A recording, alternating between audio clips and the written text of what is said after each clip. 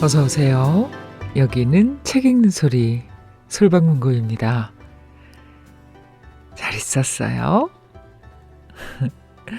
저도 잘 있었습니다. 복잡한 일이 있거나 힘든 일이 있거나 해서 잠 못 드는 밤을 보내는 일들이 나이가 들면 점점 늘어가는 것 같죠? 이럴 때 여러분은 어떤 방법으로 대처하십니까? 그 문제가 해결될 만한 해법이 나올 때까지 골몰하는 경우이신가요? 아니면 다른 일 좀 환기를 시키는 말하자면 취미나 그런 걸 하면서 그 생각에서 잠시 떠났다가 숨 좀 쉬고 다시 그 문제로 돌아와서 마주하는 편이신가요? 저는 끈기가 매우 없는 편이므로 후사 쪽에 가깝습니다.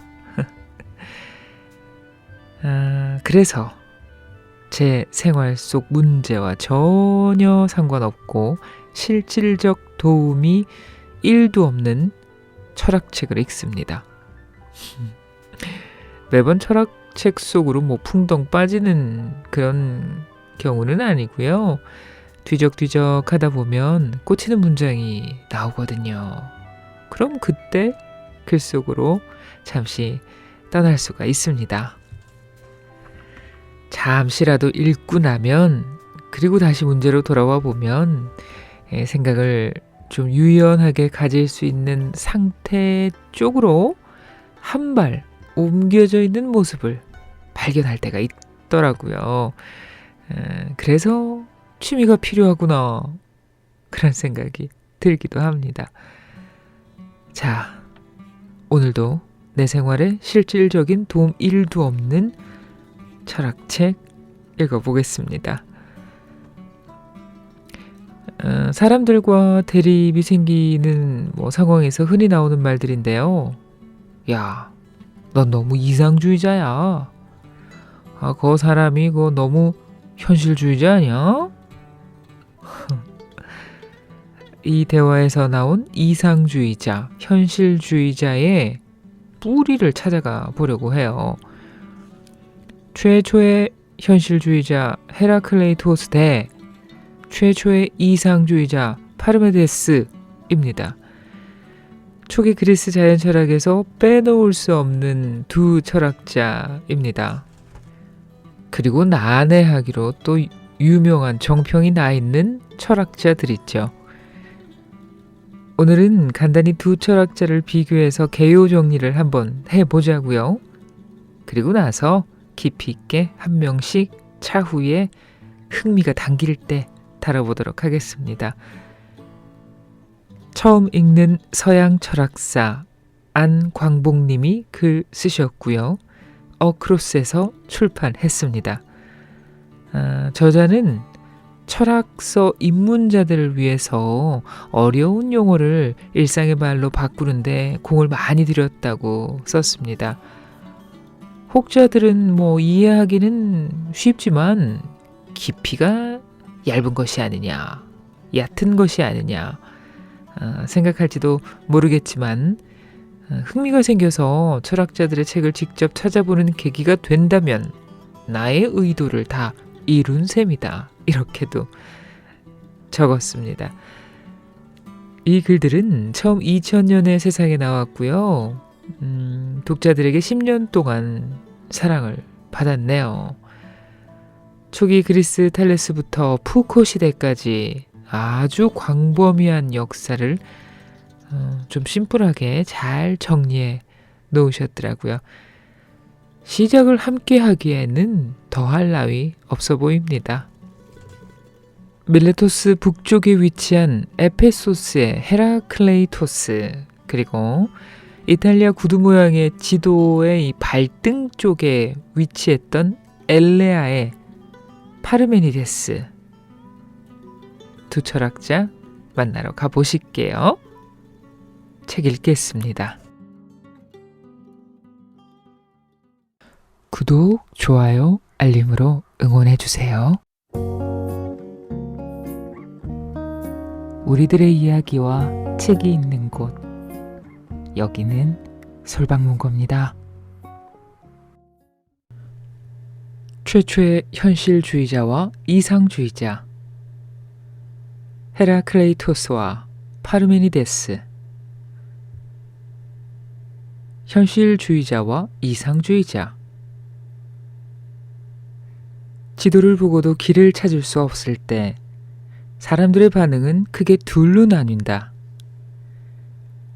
하나는 지도를 탓하는 부류이다. 이들은 10년이면 강산도 바뀐다는데 몇 년 전에 산 지도가 맞을 리 없다고 결론 내린다. 그러곤 새로운 지도를 구하거나 사람들에게 물어 가던 길을 간다. 두 번째 부류는 지도보다는 오히려 지형을 탓한다. 옛날엔 분명 이랬는데 강산이 또 바뀌었다고 하면서 말이다. 그리고 꼼꼼하게 지도에 자신들이 가는 길을 기록하며 나아간다. 언젠가는 잘못된 길을 바로잡아 지도에 그려진 대로 제대로 된 길을 꼭 내고야 말겠다고 결심하면서. 철학자들도 두 부류로 나눌 수 있겠다. 상황이 바뀌면 자신의 철학적 견해도 그에 걸맞게 바꾸는 사람들이 있는 반면, 자신의 견해에 따라 현실을 뒤엎으려는 사람들도 있다. 앞의 사람은 현실주의자고 뒤의 사람은 이상주의자다. 현실주의자가 현실에 맞추어 지도를 고쳐나가는 이들이라면, 이상주의자들은 미리 그려진 지도에 맞추어 현실을 바꾸는 자들이다. 물론 여기서 지도란 세상을 보는 틀, 곧 철학을 말한다. 헤라클레이토스와 파르메니데스는 세상을 보는 두 개의 큰 지도, 곧 현실주의와 이상주의라는 철학의 원형을 만든 사람들이다. 어두운 철학자 헤라클레이토스. 그 시대 사람들이 대부분 그렇듯 헤라클레이토스가 언제 태어나서 죽었는지는 확실하지 않다.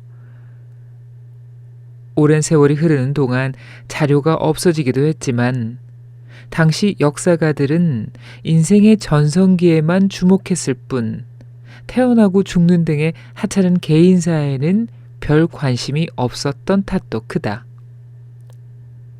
아무튼 그는 밀레투스와 더불어 고대 그리스 최대의 무역 도시였던 에페소스에서 태어났단다.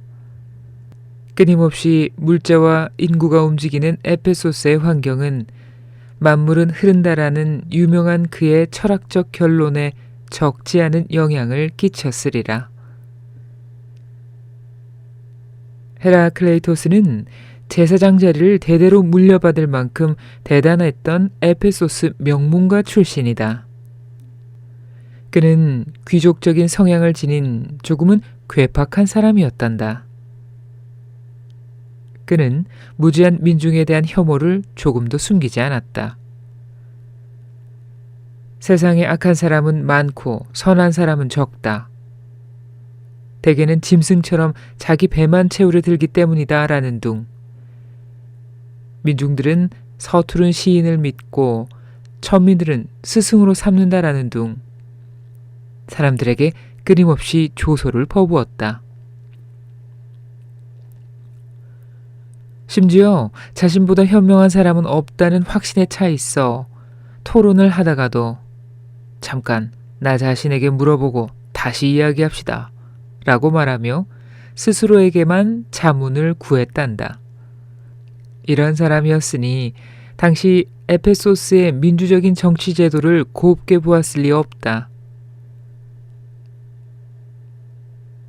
맞이었던 그는 당연히 물려받아야 할 최고 제사장 자리를 동생에게 물려주고 자신은 아르테미스 신전에서 아이들과 주사위 놀이나 하면서 시간을 보냈다.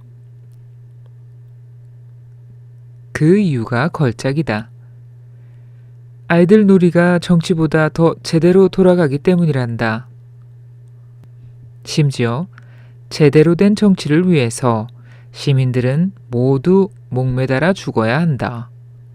그리고 수염도 안 난 애송이들에게 정치를 맡겨야 한다며 수위를 한참 넘는 독설과 야유도 서슴지 않았다. 그럼에도 헤라클레이토스는 나중에 플라톤이 말한 철학자가 될 만한 조건을 모두 갖추고 있었다. 첫째, 귀족이었던 그는 생계 걱정에서 벗어나 조용히 사색할 여유가 있었다. 둘째, 세상 일에서 한 발 물러서 있었으므로 당장의 이해관계를 떠나 모든 일의 근본을 깊이 바라볼 수 있었다. 줄곧 어두운 얼굴로 깊은 사색에 잠겨 있었기에 그는 어두운 사람이라 불리곤 했다.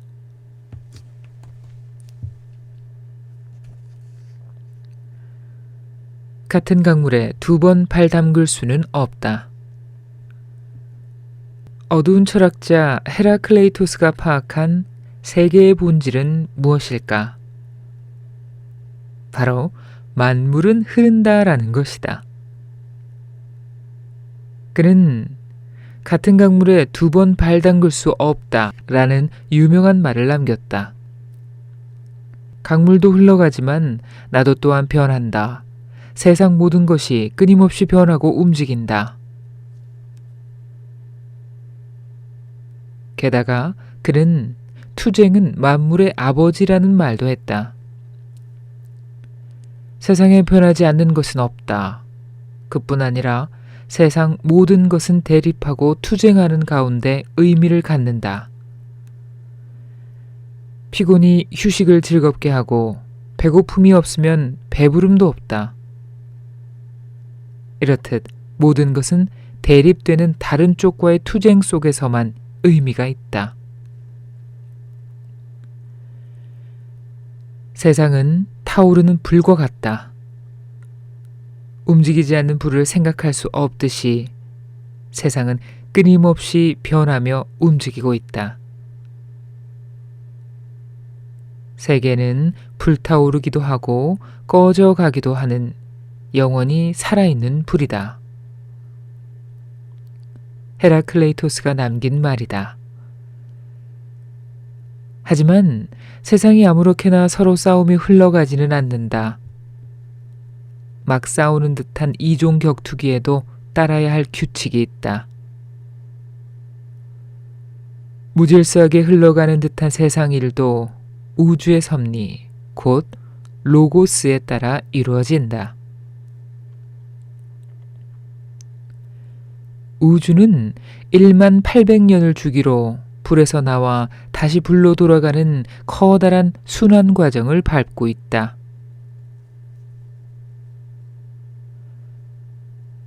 세상이 이렇다면 우리 인간은 어떻게 해야 할까? 우리는 이성을 통해 아무렇게나 쌓인 쓰러미 더미 같은 세상 속에 숨겨져 있는 이치, 곧 로고스를 찾아내야 한다. 그러면 세상의 조화로움과 아름다움을 알게 될 것이다. 로고스의 관점에서, 곧 신의 관점에서 바라보면 세상은 언제나 선하고 정의롭다. 하지만 사람들은 정의를 불의라고 여기는가 하면 어떤 사람들은 불의를 정의로 생각한다. 헤라클레이토스는 자연에 관하여라는 책을 썼다. 하지만 몇몇 단편들, 곧 조각난 문장들만 전해져 온다. 게다가 귀족인 헤라클레이토스는 천한 것들, 곧 일반 독자의 수준을 처음부터 고려하지 않았다. 그는 신탁 수준의 애매한 표현으로 악명이 높았다. 심지어 소크라테스조차 그를 제대로 이해하기 위해서는 솜씨 좋은 델로스 잠수부가 필요하다고 말할 정도였다. 델로스는 에게해에 있는 키클라데스 제도에 위치한 섬이다. 2500년 전에도 난해했던 사람의 생각을 몇 개 조각글밖에 안 남은 지금에 와서 제대로 알 수는 없다. 하지만 남은 조각들과 후대 해석을 모아 추측해 보건대 아마도 그의 주장은 앞서 본 내용 정도가 될 듯하다.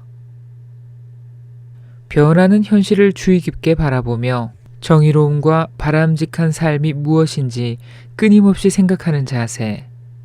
이것이 헤라클레이토스가 강조하려는 바였다면 우리는 그를 최초의 현실주의자라 불러도 좋을 듯 싶다. 있는 것은 있고 없는 것은 없다. 이제 파르메니데스를 살펴볼 차례다. 파르메니데스는 엘레아의 사람이다. 엘레아는 에페소스와는 정반대의 도시였다. 오늘날 이탈리아의 벨리아 지방이다. 지금도 한적한 시골 마을이지만 당시에도 엘레아는 인구가 채 1000명이 안 되는 소도시였단다. 그렇지만 후대의 스피노자가 다락방에 은둔하면서 정교하고 세련된 사유를 할 수 있었듯 파르메니데스도 한적하고 조용한 시골 마을에서 매우 논리적이면서도 독특한 철학 이론을 내놓았다. 이 변방의 사색깔은 이미 당시 최고의 문학국가였던 아테네까지 널리 알려질 만큼 유명한 학자였는데 25세의 소크라테스가 이 노철학자와 치열하게 논쟁한 기록이 전해져 온다. 아쉽게도 생에 대해서는 별로 알려져 있지 않다. 그가 주장한 내용은 무엇일까? 일단 심호흡을 하고 정신을 집중하기 바란다. 여러분은 지금부터 상식을 완전히 뒤엎는 놀라운 발견을 하게 될 것이다. 말장난 같아 보이는 파르메니데스의 논변을 완전히 이해한다면 말이다. 파르메니데스에 따르면 있는 것은 있고 없는 것은 없다. 당연하다. 뭐 이런 말을 하나 싶을 정도다. 하지만 다음 말은 가히 충격적이다. 없는 것은 생각할 수조차 없다. 사실 우리는 없는 것을 생각할 수 없다. 뭐뭇이 없다의 형태로 어림짐작할 뿐 없음 자체를 머리에 그릴 수는 없다. 우리가 생각할 수 있는 것은 있는 것뿐이다. 그런데 없는 것이 없다면 세상에는 있는 것 하나밖에 존재하지 않는다. 왜냐하면 있는 것이 여러 개 있으려면 있는 것 사이에 곧 없는 것이 있어야 하는데 없는 것은 말 그대로 없기 때문이다. 따라서 세상에는 하나에 있는 것, 곧 일자만이 있을 뿐이다. 게다가 운동과 변화도 있을 수 없다. 허공이 있어야 움직일 수 있는 법. 하지만 앞서 논변이 증명하듯 허공은 없다. 그렇다면 운동도 없다. 머리가 복잡해서 한숨이 나올 테다. 하지만 의외로 이 말장난을 반박하기란 쉽지 않다. 그의 논증은 존재론이라는 철학의 가장 중요한 분야를 낳았으며 그 뒤 2500여 년 동안 수많은 논쟁을 불렀다. 결국 파르메니데스가 이 논증을 통해 보여주려 했던 것은 세상의 참모습은 눈앞에 보이는 그대로가 아니라는 점이다. 냉철한 논리의 눈으로 볼 때 세상은 하나의 존재일 뿐이다. 파르메니데스는 헤라클레이토스가 쓴 책과 제목이 같은 자연에 관하여라는 시를 남겼는데 그중 일부만이 전해온다. 그는 이 시에서 진리의 길, 즉 존재의 길과 믿음의 길, 비존재의 길을 매우 엄숙한 어조로 구분하고 강조한다. 젊은 파르메니데스가 태양의 신에 인도되어 마차를 타고 밤 암흑의 집에서 벗어나 큰 길을 가다가 진리의 길과 허우의 길이 나뉘는 지점에 도달하나 정의의 여신의 인도를 받아서 전자, 곧 진리의 길을 택한다.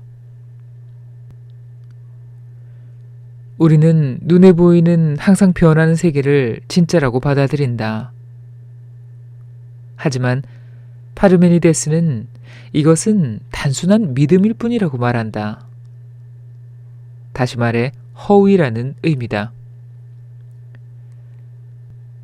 진리의 길을 따라 냉철한 이성으로 세상을 바라보면 세계는 결국 커다란 존재 하나일 뿐이다. 따라서 그는 눈앞에 보이는 세계를 거짓이라 규명하며 눈을 감아버린다. 그리고 이성과 논리를 통해 파악된 세계가 진짜라고 굳게 믿는다. 이 점에서 그를 세상을 자기의 생각에 맞추려는 사람, 곧 이상주의자라고 여겨도 좋을 듯 싶다. 그것도 아주 극단적인 이상주의자라고 말이다. 실제로 철학의 역사를 보면 감각과 현실 세계를 경멸하고 이성적 사고를 중시하는 철학의 전통은 파르메니데스 철학에서 뿌리를 찾을 수 있다.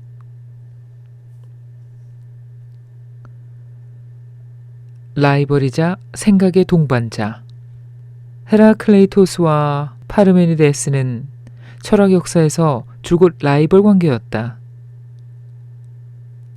한 사람은 세상을 끊임없이 변한다고 보았고 한 사람은 고정불변하다고 보았으니 타협점이 없는 셈이다. 아울러 이들의 주장은 생각의 씨앗 역할을 해서 이 둘을 기초로 철학의 역사는 각각 다른 방향으로 가지를 쳐나갔다. 헤라클레이토스 계통은 변화와 감각을 중시하는 쪽으로, 파르메니 계통은 영원 불변한 진리와 이성을 절대시하는 쪽으로 생각을 넓혀갔다. 어떤 의미에서 이 둘의 싸움은 지금도 계속되고 있다. 하지만 이 둘에게도 공통점이 있다. 깊은 생각을 통해 눈에 보이는 것의 뒤에 숨어 있는 세상의 본질을 꿰뚫어 보려 했다는 점이다. 드러난 것에 집착하지 않고 순간의 이해관계에도 얽매이지 않으며 객관적이고 차분한 마음으로 세상의 본질을 정확히 알려는 자세. 철학자는 이런 자세로 세상을 바라보고 해석하려는 사람이다. 그런 점에서 이 둘은 진정한 철학자다. 논쟁에는 감정적인 흥분이 따라붙게 마련이다. 이를 못 이겨 자신이 옳지 않다는 것을 알고 있으면서도 상대방의 주장을 인정하지 못하고 고집을 부리는 사람이 있다면 이 두 철학자의 냉철한 자세를 떠올리며 마음을 다잡아야 할 터다. 진리는 결국 모두를 이롭게 하는 까닭이다.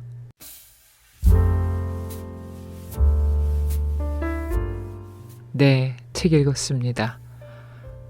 마지막 문장이 정말 좋네요.